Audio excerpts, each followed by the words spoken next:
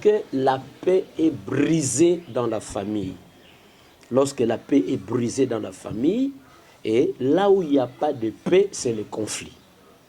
C'est les conflits. Et les conflits que nous appelons ici les conflits conjugaux. C'est-à-dire il n'y a pas de paix. Mon boulot est côté. Bisika kimia ezalité et là comme si c'est quoi koya wanate. Oh ekoya ezا conflit. Alors place au conflit ezali, tout est possible d'arriver là où il y a les conflits. Donc on peut trouver tout ce qui est mal parce que les conflits engendrent les tensions, les divisions, la haine, le meurtre, les conflits engendrent tout. Alors, nous devons résoudre les conflits conjugaux. Je parle d'un conflit et je peux dire même les conflits conjugaux. Il y a tant de problèmes dans la vie des mariés. Que cause et là qu'on n'y a pas conflit entre moi si na mobali. Un, d'abord, ce sont les incompréhensions. Une petite incompréhension peut créer le conflit entre époux et épouse. Donc, ils ne s'entendent pas sur un point. Le mari n'est pas d'accord à ce que dit la femme aussi n'est pas d'accord à ce que dit son mari. Et c'est fini. Bien aimés dans le Seigneur, nous vous saluons, vous qui avez eu l'occasion de nous suivre encore aujourd'hui dans la voie céleste avec notre frère, notre fils, notre bien-aimé Alvin, qui à tout moment nous donne ces opportunités de partager avec vous la parole de Dieu.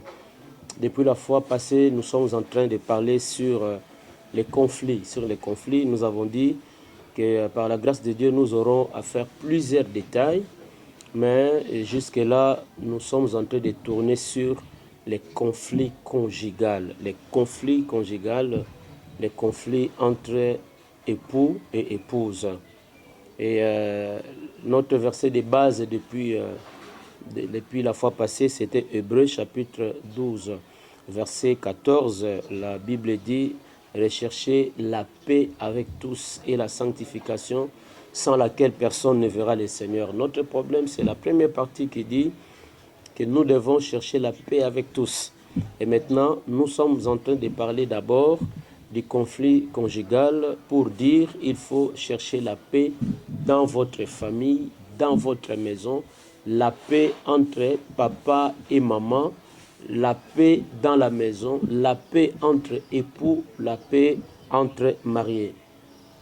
Et aujourd'hui, je vous propose Ecclésiaste chapitre 4, verset 9. Ecclésiaste chapitre 4, verset 9 qui dit « Deux valent mieux qu'un, parce qu'ils retirent un bon salaire de leur travail. S'il tombe, l'un relève son compagnon. Mais malheur à celui qui est seul, qui tombe sans avoir un second pour le relever. » Alors, dans ce passage, Bazoïb Sabiso, quelque chose très important que deux valent mieux qu'un. Parce que lorsque deux personnes travaillent, c'est-à-dire il y a deux forces unies. Il y a deux forces, il y a deux intelligences, il y a deux réflexions, il y a deux raisonnements. Vous voyez que c'est avantageux par rapport à celui qui est seul. Celui qui est seul n'a qu'une seule réflexion, c'est sa propre réflexion. Alors il peut bien ou mal réfléchir. Mais si nous sommes à deux, c'est pourquoi la Bible dit deux valent mieux qu'un. Donc si nous sommes à deux, il y a des réflexions, il y a des tendances, il y a deux intelligences. Deux valent mieux qu'un. Et puis, ils vont très bien retirer le salaire de leur travail. Alors, parce qu'ils sont deux, si l'un d'entre eux tombe, son compagnon lui donnera la main pour le relever. Mais la Bible dit malheur à celui qui est seul. Parce que si tu es seul, tu tombes, tu risques de mourir. Tu es seul, tu tombes dans un trou. Alors que tu étais seul, tu risques de rester là et mourir. Mais si vous étiez en deux, et que toi tu es tombé dans les trous, l'autre, ton compagnon, ton mari ou ta femme te donnera la main d'association et il va te tirer de là. Parce que la Bible dit malheur à celui qui est celle qui tombe sans avoir un second pour le relever. Alors, dans ces passages, on peut parler de plusieurs choses, mais ici, moi, je l'exploite dans le domaine de conflit conjugal. Dieu avait très bien raisonné qu'il a fait qu'il y ait deux personnes. Donc, un homme et une femme, un époux et une épouse, qui seront ensemble dans les mariages. La Bible dit l'homme quittera son père et sa mère, s'attachera à sa femme, les deux deviendront une seule chair. Ça, c'est très important. Et nous devons savoir que parmi les raisons qui a poussé Dieu, n'est-ce pas, d'instituer le mariage, je vais parler d'une raison dans le cadre de notre exhortation d'aujourd'hui. Et l'unique raison que je vais pousser aujourd'hui, pourquoi Dieu a institué le mariage, je vais parler de là. Dieu a institué le mariage, pour résoudre la question de la solitude. Parce qu'il a dit, il n'est pas bon que l'homme soit seul. Je lui ferai une aide semblable. Donc Dieu était contre la solitude. Il n'est pas bon que l'homme soit seul. Donc l'homme était seul, l'homme était dans la solitude, l'homme était isolé. Alors je lui ferai une aide semblable, c'est la femme.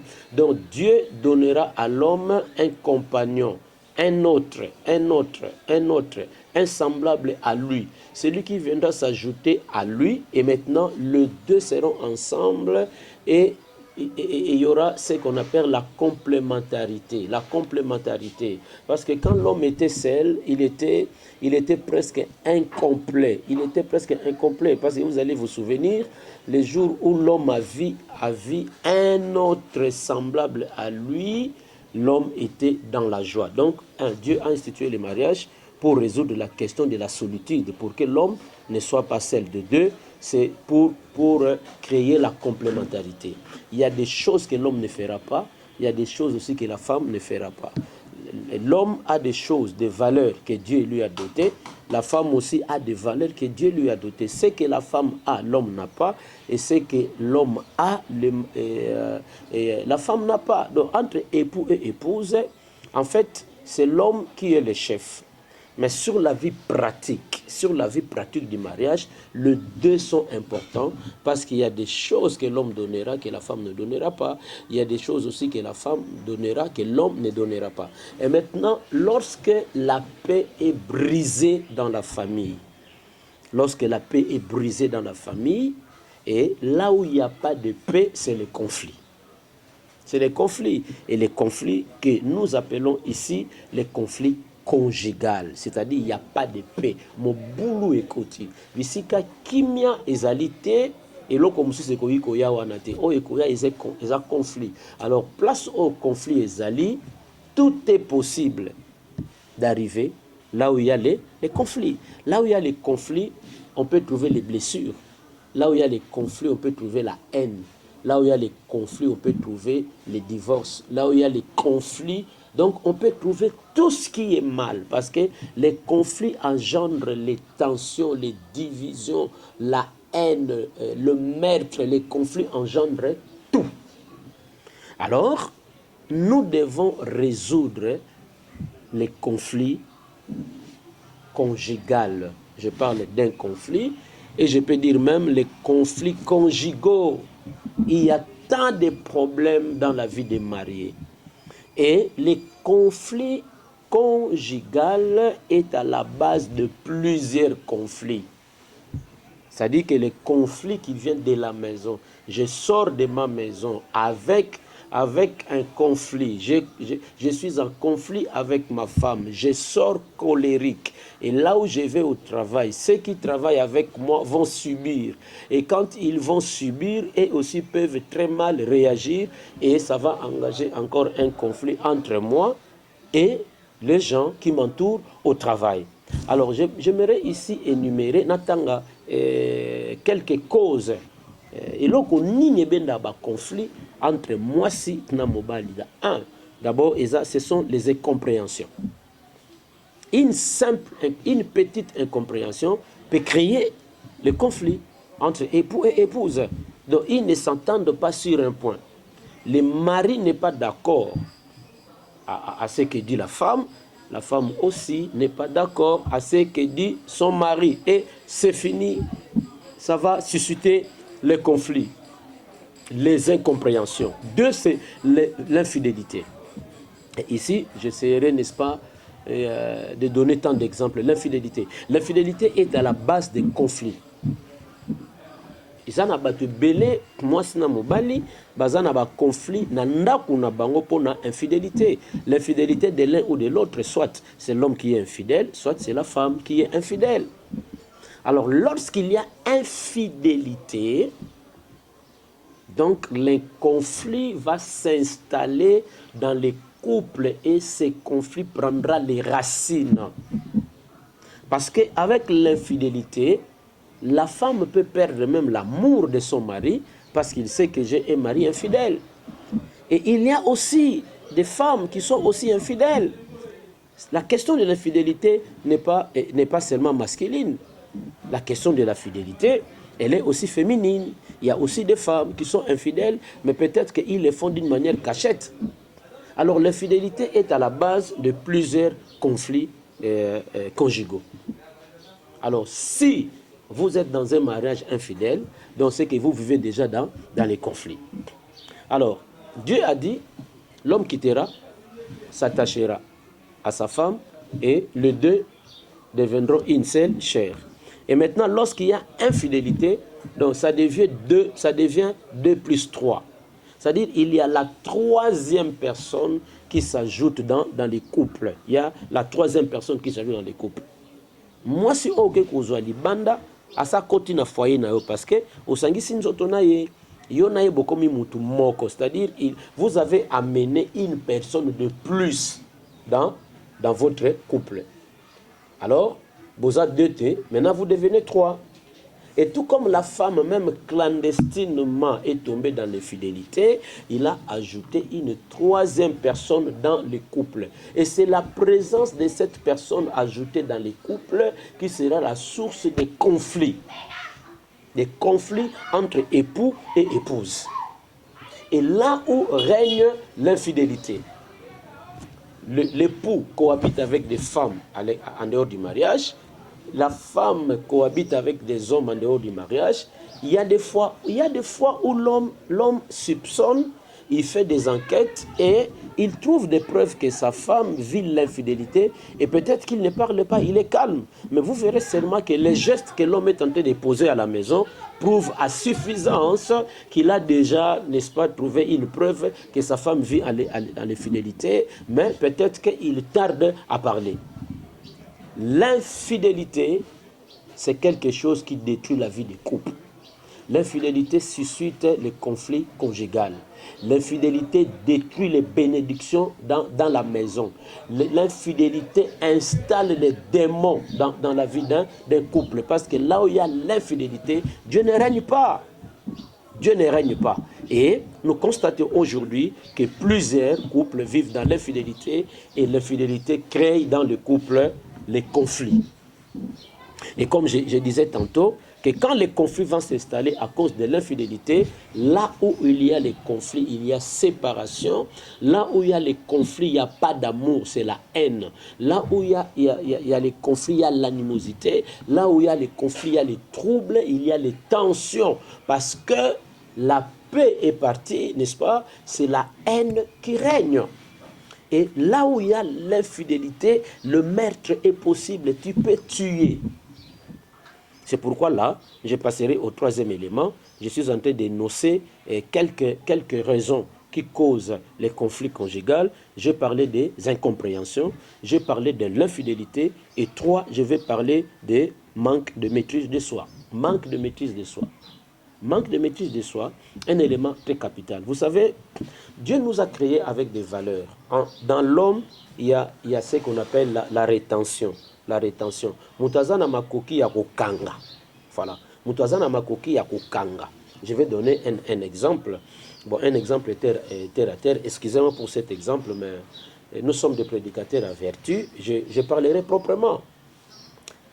Avant, donc, tu peux être là, aux autres pour ça ou ça là, petit besoin. Mais tu es dans une voiture. Tu ne le feras pas.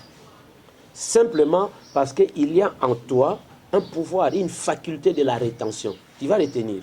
Parce que tu es dans la voiture. Tu es dans la Jeep.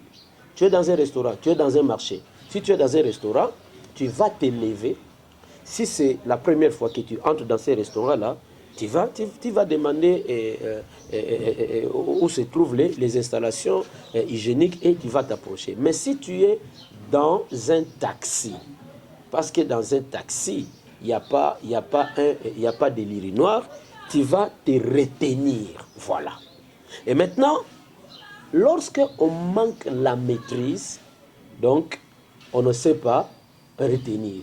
Et quand on ne sait pas retenir, on va réagir et la réaction sera brutale et cette réaction peut amener derrière lui les dégâts, le meurtre, les frappes, la bagarre et que sais-je encore. Plusieurs couples sont en conflit parce que l'un ou l'autre, soit c'est l'homme qui ne sait pas se maîtriser, soit c'est la femme qui ne sait pas se maîtriser. Or, si l'homme n'a pas de maîtrise de soi, si la femme aussi n'a pas de maîtrise de soi, lorsqu'il se met en colère, il ne sait pas contrôler ce qu'il doit dire, il ne sait pas contrôler ses réactions. Sans la maîtrise, tu peux prendre quelque chose et tu tapes, tu frappes sur ton mari, ou alors c'est le mari qui frappe sur sa femme, ou alors c'est les maris qui frappent sur l'enfant, ou encore c'est la femme qui frappe sur les enfants, et on peut constater le meurtre, on peut constater les blessures. Tout ça vient parce que l'homme ne sait pas se maîtriser et la femme aussi ne sait pas se maîtriser. C'est-à-dire, manque de maîtrise de soi, ça peut créer un conflit à la maison. Par exemple, tu demandais à ton mari, est-ce que je peux avoir 10 dollars par exemple, j'en ai besoin. Le mari va répondre, bon, toi, tout ce que tu sais, c'est seulement demander l'argent. Voilà, c'est la réponse que le mari te donne. Et maintenant, toi, cette réponse-là te fait tellement mal et tu ne sais pas comment digérer, comment gérer cela. Tu réagis négativement, sans maîtrise. Bon, tu dis quoi? Est-ce que toi, tu penses aussi que tu dépasses tous les hommes, par exemple? Est-ce que le qui me bagnos? Ah bon, le mari va dire, ah bon, qu'est-ce que tu me dis? Alors, est-ce que tu ne sais pas aussi, toi, tu es une femme infidèle? Alors, le feu va s'allumer. Vous voyez? Un conflit va naître dans le foyer. Parce que les deux ont manqué de la maîtrise. Et si peut-être que les débats continuent ou les discussions continuent, alors peut-être il y aura les échanges de coups. Il y aura des échanges de coups. Et dans cet échange-là de coups, alors l'autre peut se blesser. Ça devient grave. Et demain, vous allez trouver, soit c'est l'homme qui demande le divorce, soit c'est la femme qui demande le divorce. Pourquoi? Parce que déjà, ce manque de maîtrise a suscité les conflits. Alors Dieu ne bénit pas là où il y a les conflits. Dieu ne bénit pas si dans votre couple, vous ne vivez que des conflits. Il y a des hommes qui meurent. Il y a des hommes qui meurent. Il y a des hommes qui meurent. Je connais un bien-aimé qui venait de mourir. Pourquoi? Parce que il est venu, il a trouvé sa femme qui battait sur l'enfant. La femme était très sérieuse sur l'enfant. Maintenant, l'homme arrive, l'homme s'étonne. L'homme s'étonne de la manière où la femme traite les enfants. Et ces enfants-là n'étaient pas les enfants biologiques de cette femme-là. C'est-à-dire que la femme est venue au mariage, il a trouvé les enfants. Mais ce sont les enfants qui le digèrent mal, qui le gèrent mal. Alors quand l'homme arrive, il trouve la façon où la femme est en train de traiter l'enfant. L'homme s'étonne. Ah! Et en s'étonnant, il va mettre les mains sur la poitrine, l'homme va tomber, on l'amène à l'hôpital, C'était tard. L'homme est parti. Le mari est parti. Vous comprenez? Le mari est parti. Pourquoi? Parce que on est habitué à vivre dans les conflits. Quand vous vivez dans les conflits, un jour, la mort va surprendre la femme, la mort va surprendre le mari, la mort va surprendre les enfants. Parce que papa et maman vivent dans des conflits. C'est pourquoi il faut faire un effort de vaincre les conflits conjugaux. Et 1, 2, 3, quatrième raison, c'est manque de dialogue sincère. Lorsqu'il n'y a pas un dialogue sincère dans les couples, il n'y a pas un dialogue sincère dans les couples, le conflit va naître. Parce que l'homme ne se parle. Donc les maris ne se parlent pas du tout. Ils sont là. Quand le mari vient du travail, bonjour, bonjour, ça s'arrête là. Et on lui met de la nourriture, on le sert. Et lui aussi vient manger. Et d'ailleurs, quand il mange, la femme est dehors, ne prend pas même soin de son mari. Bon, il le laisse manger là. Soit il y a aussi des femmes, quand son mari arrive, il envoie les cousines, il envoie peut-être la bonne, bon, aller servir ton patron, soit il envoie ses petites sœurs, aller servir votre beau-frère. Et lui, la dame, il est là dehors, il s'occupe de ses affaires. Il n'y a pas de dialogue. Il n'y a pas de dialogue. L'homme arrive, il n'y a pas de dialogue, il dort, le matin il se lève, il va au travail, il n'y a pas de dialogue. Parce que s'il n'y a pas de dialogue, ça signifie qu'il n'y a pas de communication. Et s'il n'y a pas de communication, alors que nous vivons ensemble, peut-être, même s'il n'y avait pas un problème, mais parce qu'on ne se communique pas, l'homme peut mal penser, la femme aussi peut aussi mal penser. Il y a un moni ogi ko kanisela muninga et loko o muninga zo salate parce que bozo sololate. Et maintenant, c'est manque de dialogue sincère. J'ai pas de dialogue sincère parce que on peut avoir un dialogue, mais un dialogue qui n'est pas sincère. To solo la rameto sincérité. To solo la rameto na ba problème na wapina na mitema. C'est pourquoi je parle de manque de dialogue sincère et comme quatrième cause, n'est-ce pas, des conflits conjugaux. Il n'y a pas de dialogue sincère. Donc chacun vit de sa façon. Chacun vit de sa façon. Le mari a ses programmes, il ne forme pas à sa femme. La femme aussi a ses programmes, elle aussi ne forme pas à son mari. Soit il lui dit seulement l'obina robima, c'est fini. Un foyer comme ça, c'est un foyer conflictuel. Un foyer conflictuel, une famille conflictuelle. Lobina robima. Mais il ne dit pas à son mari robima okende wapi, il ne dit pas ça. Il ne dit pas aussi à sa femme na robima na okende wapi. Non, lobina robima. Et tantôt il ne dit rien.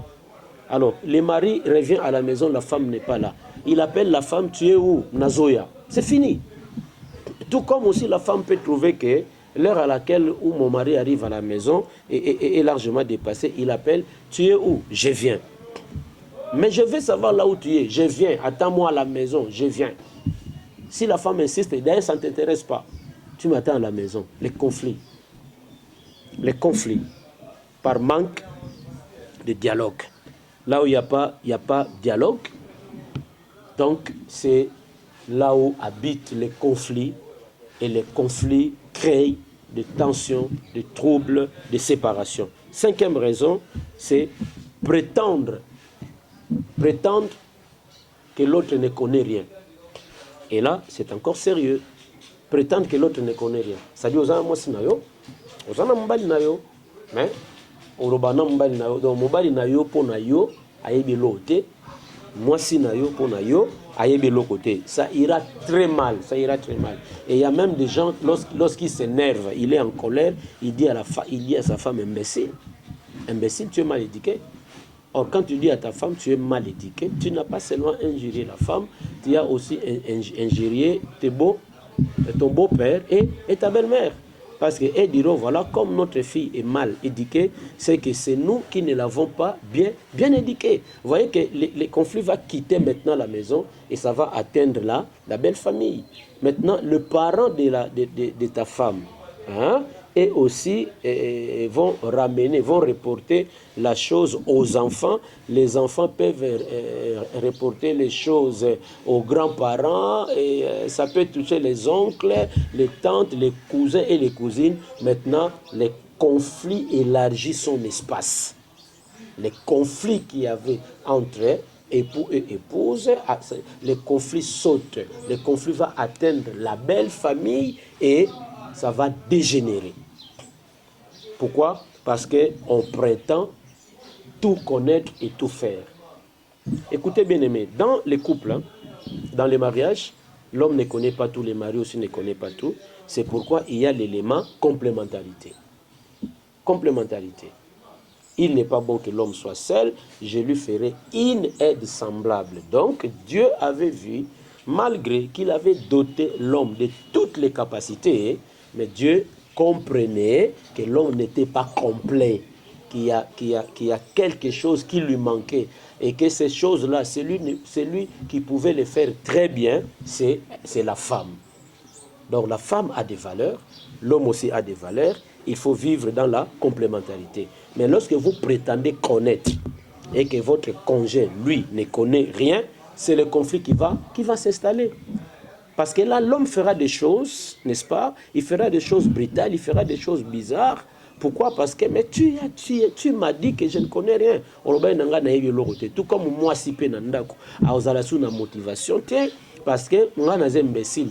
Donc, imbécile, je suis imbécile, imbécile, imbécile, je ne même pas servir parce que je suis imbécile. Donc, alors, qu'est-ce qu'il y a à la place? C'est le conflit. C'est pourquoi, peut-être que prochainement, nous essayerons de donner les pistes de solutions. Comment résoudre les conflits conjugaux? Nous allons donner ces pistes-là. Donc il y a beaucoup de gens qui aujourd'hui, ils vivent déjà ensemble. Mais ils se sont déjà divorcés. Parce que le divorce n'est pas seulement physique. Le divorce est aussi moral. Nous sommes ensemble, mais on ne se communique pas. Nous sommes ensemble, on ne se parle pas. Donc, moralement, nous sommes déjà divorcés. Physiquement, nous sommes ensemble. Mais sur le plan spirituel, sur le plan moral, nous sommes déjà séparés.